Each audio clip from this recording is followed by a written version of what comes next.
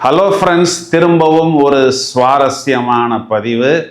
மார்கழி திங்கள் அல்லவா, மாதங்களில் மார்கழி, மலர்களில் மல்லிகை, இந்த மாதிரியெல்லாம் இந்த மார்கழி மாதத்துக்குன்னு நிறைய முக்கியத்துவம் கொடுக்கப்பட்டிருக்கிறது. சூரியன் தனுர் ராசி மண்டலத்தில் டிசம்பர் 16 முதல் ஜனவரி 14 வரை சஞ்சாரம் செய்யக்கூடிய மாதம் தான் இந்த மார்கழி மாதம். இதே மார்கழி மாதத்தில் 23/12 புதன் என்ற கிரகம் தனுர் ராசிக்குள் நுழைகிறார். மேலும் 20/12 டிசம்பர் மாதம் 20ஆம் தேதி சுக்கிரன் என்ற கிரகமும் இந்த தனுர் ராசி மண்டலத்துக்குள் நுழைகிறார். எனவே சூரியன், சுக்கிரன், புதன், செவ்வாய் இந்த 4 கிரகங்களுமே தனுர் ராசி மண்டலத்தில் குருவின் பார்வையை பெறப்போகிறது.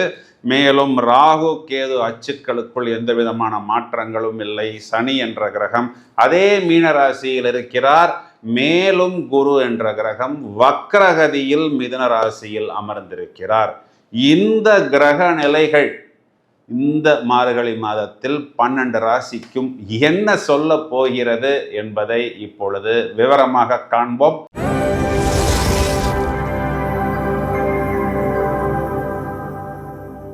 மீனராசியை நாம் எடுத்துக்கொள்வோம். இந்த மீனராசிக்கு பலன் சொல்கிறதுக்கு தான் நான் ரொம்ப நேரமாக காத்துக்கிட்டு இருக்கிறேன். ஏன் அப்படின்னா, அதிகமாக ஹார்லிக்ஸு, போன்விட்டா, பூஸ்ட்டு இதெல்லாம் இவர்களுக்குத்தான் இப்பொழுது தேவைப்படுகிறது.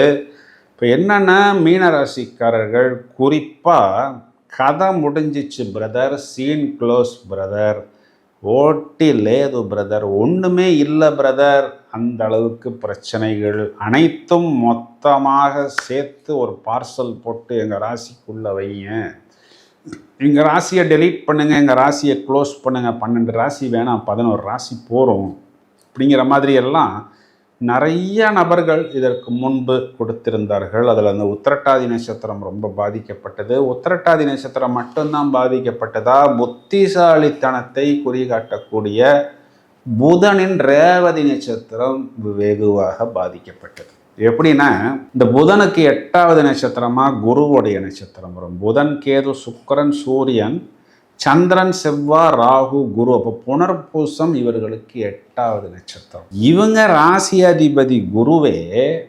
கேந்திராதிபத்திய தோஷமாக இவர்களுக்கு 8வது நட்சத்திரத்தில் போய் அமர்ந்து அது அர்த்தாஷ்டம குருவாக தன் கையால் தன் விரலால் தன் கண்ணை குத்தி கொண்டார், தன் வார்த்தையால் அவர் தனக்கே ஏதோ ஒன்றை வைத்து கொண்டார்லாம் சொல்வது போல் இவர்களாகவே போய் வலிய போய் மாட்டிக்கொண்டார்கள். அது என்னன்னா, ஒரு ஃபினான்ஷியல் லாக்கில், அது குழந்தைகள் சம்பந்தப்பட்ட விஷயம், ஒரு பணத்தை போட்டு ஒரு பணத்தை எடுக்கிறது, இந்த மாதிரியான விஷயத்திலெல்லாம் இவர்கள் மோசம் போய்விட்டார்கள். இவர்களை ஆசை காண்பித்து ஏமாற்றி விட்டார்கள். அதுவும் எப்படி ஏமாத்தினார்கள் அப்படின்னா, முதல்ல ஏதோ ஒரு விஷயத்தை இவர்களிடம் இருந்து வாங்கி இவர்களுக்கு ஒரு சின்ன பரிசையோ ஒரு சின்ன வெகுமதியையோ போடுவது.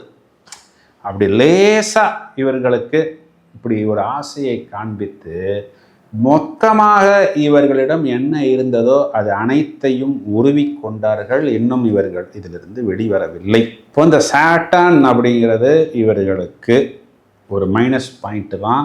நிறைய வெளிநாட்டு தொடர்பு வாய்ப்புகள், கடன், நோய், எதிரி, வம்பு, தொல்லை இருந்துக்கிட்டே இல்லைன்னு சொல்கிறது, அவமானம், டென்ஷன், இதையெல்லாம் மொத்தமாக இவர் தலைமேல் அமர்ந்து கொடுத்து கொண்டு -60% இந்த சாட்டானுக்கு நம்ம கொடுத்தோம் அப்படின்னா இதிலிருந்து வெளிவருவதற்கான வாய்ப்புகள் இப்பொழுது வந்து கொண்டிருக்கிறது. எப்படின்னா, ஃபஸ்ட்டு பாயிண்ட் இந்த சாட்டான் மட்டும்தான் கொடுத்தாரா அப்படின்னா, இதுக்கு முன்னாடி இருந்த ராகுவும் கொடுத்தார், 4ஆம் இடத்துல இருந்த குருவும் கொடுத்தார். இப்போ 4ஆம் இடத்துல குரு வக்கரம்ங்கிறது ஒரு பெரிய ப்ளஸ் பாயிண்ட். அப்போ அந்த அர்த்தாஷ்டம குரு, கேந்திராதிபத்திய தோஷம் அதெல்லாம் வேலை செய்யாது. இப்போ இவங்களுக்கு யோகாதிபதின்னு சொல்லக்கூடிய செவ்வாய், தனகாரகன், இவர்களுக்கு மெயினான பிளானட்டு இந்த செவ்வாய் 10ஆம் இடம் சொல்லக்கூடிய வீட்டில் திக்பலம், அதுவும் குரு செவ்வாய் பார்வை, குரு மங்கள யோகம்.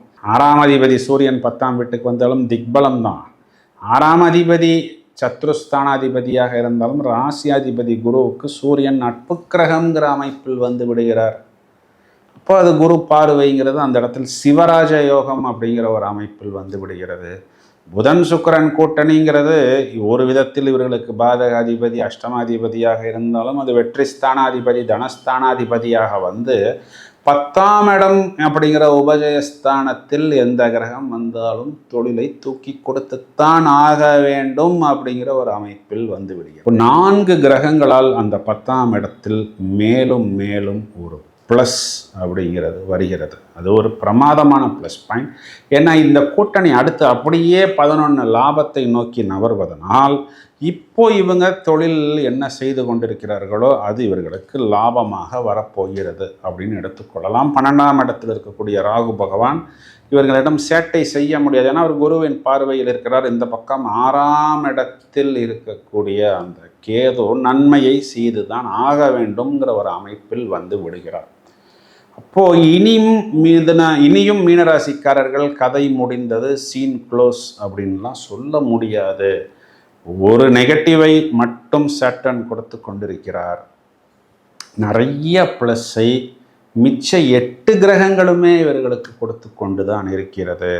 ஸோ மைனஸை விட ப்ளஸ் என்பது இவர்களுக்கு தொழிலாகவும் பிறகு லாபமாகவும் வருவதனால் நிறைய ப்ராப்ளத்துக்கு சீன் க்ளோஸ், நிறைய டென்ஷனுக்கு கதை முடிந்தது, நிறைய பிரச்சனைகளுக்கு கதை முடிந்தது, நிறைய அவமானத்துக்கு கதை முடிந்தது, நிறைய வம்பு வழக்கு கோர்ட்டு கேஸு நோய் தோல்வி விரக்தி அவமானத்தின் உச்சம் இவை அனைத்துக்கும் கதை முடிந்ததுன்னு சொல்வது தான் நிதர்சனமான உண்மை.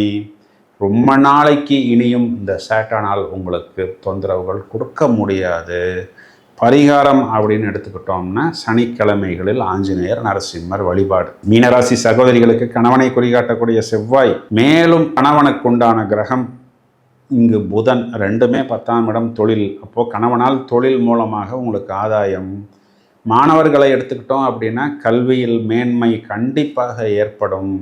ஏன்னா உங்களுக்கு 2ஆம் அதிபதி 10இல் புத்திகாரகன் புதனும் உங்களுக்கு இங்கே பரிவர்த்தனை யோகத்தில் வந்து அமைகிறார். வயதில் மூத்த நபர்களை எடுத்துக்கிட்டோம் அப்படின்னா கண்டிப்பாக அந்த ஒரு ஹெல்த் ப்ராப்ளத்திலிருந்து நீங்கள் வெளியே வந்து விடுவீர்கள். ஏன்னா உங்கள் பாக்யாதிபதி உங்களை பார்க்கிறார்.